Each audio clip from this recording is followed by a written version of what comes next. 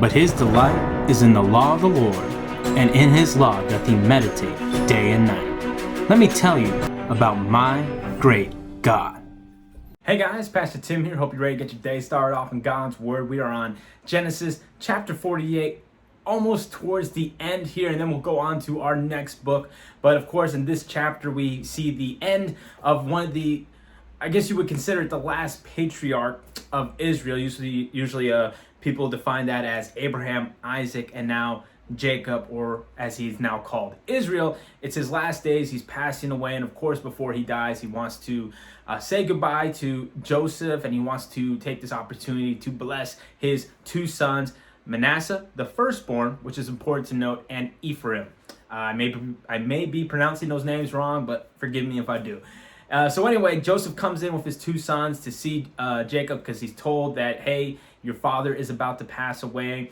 And it's interesting to note that in the last 17 years of life that Jacob had on earth, he spent it with the son he thought he had lost. And it's just kind of a neat dynamic there, because obviously it was after the first 17 years of Joseph's life that he was sold into slavery. So 17 years he had Joseph, and then he thought he was dead and gone. And then finally at the last 17 years of his life, he has Joseph back again. Just kind of neat how those things kind of play out there. But anyway, he wants to talk to Joseph. He wants to bless his sons. And at first, Joseph isn't, he thinks, maybe his dad made a mistake. His dad's getting older. The Bible, even in this chapter, mentions the fact how his eyes are dim. He can't see well.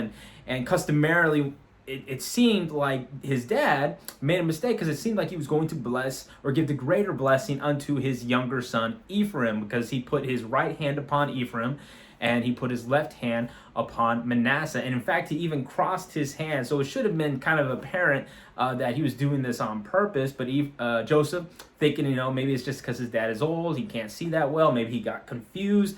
And so he grabs his hand and he's going to put his right hand upon Manasseh's head. He said, "Oh, Father, you messed up. You're doing it wrong. Here's my firstborn." And Bible makes it clear that, Jacob was actually led by God in this. He's like, no, I know what I'm doing. All right. For the younger shall be the greater. Yes, Manasseh will become a great nation, a great tribe, but Ephraim will become greater so. All right. It just kind of continues this thing we see throughout the book of Genesis, especially of the younger, the second, being made greater than the first. All right. We see that with Ishmael and then Isaac. And we also see that with Esau and then Jacob. And Jacob is continuing that here, obviously led by God. So Joseph lets it happen. And Ephraim and Manasseh, they're going to end up becoming one of the 12. Both of them are going to become individually one of the 12 tribes of Israel. All right. Which you think, all right, well, how does that happen? All right. If Israel or Jacob already has 12 sons that are going to become tribes, why is it that Ephraim and Manasseh themselves are actually going to be part of the 12 tribes of Israel? Well, we'll see what will happen later on, before we finish this book, that Levi, his son Levi, is not going to become a individual tribe, so to speak. And I think many of us, if you've studied the Bible, and you can understand why that comes to pass. But the one you might not understand is Simeon. All right, Simeon as well is going to be taken away from becoming one of the 12 tribes of Israel, and we'll talk about that more in I believe it's the next chapter, 49, but definitely before the end of the book of Genesis.